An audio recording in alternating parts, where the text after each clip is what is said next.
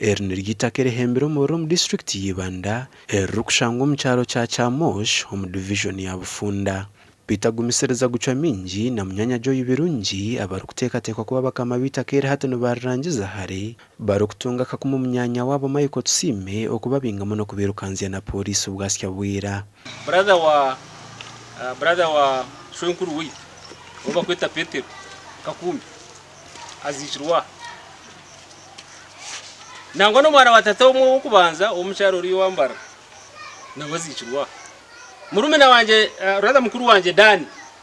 karuta bitukundana munonga mwena n'umucemanya azishirwa omushango gutufutayo tuguruhuru Michael gwakorera ati hati nchakarero bankwata wai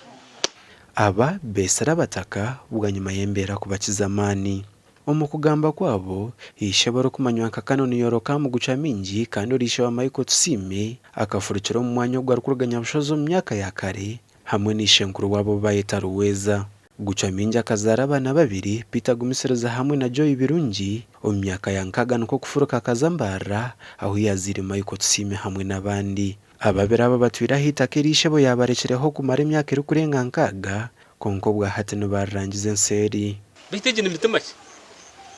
yoko ntakushyitigiriza eje n'imitima ki yeni nyenda kushaba nguruhanga twase abantu betero mu mitima kwiyo abana aba nibo bakurira ngo tukumanye kubona ngo abana bakumye birungi na pita abantu bazambara kuza kriminga yo aho twabintu tujyango no mbeya abuke tumanya ngo ikibanze cyabo niki itakero bwa hatarizitire na singenje kandi enjo yishebo yasigireho heruma abakoza batari kubikereza kucwekanisa omukote batinereye already bine shango ena omukote omushango gumwe nugwa kuri criminal trespass bakija yitakeryo batahirira abakozi bava muzeyi babatera ubwo pito takugambire no kugambira yasemerunde nane bamuto mu cyome ubwo birungi umunyanya police eriyo ne muronda umuntu complainant natabaza umushanga polisi eje cyondoza baforwardinga file o state attorney achondoza a sanctioning file kubyashyiraho bazo wa DPP Kampala batabaza yowe interest yanje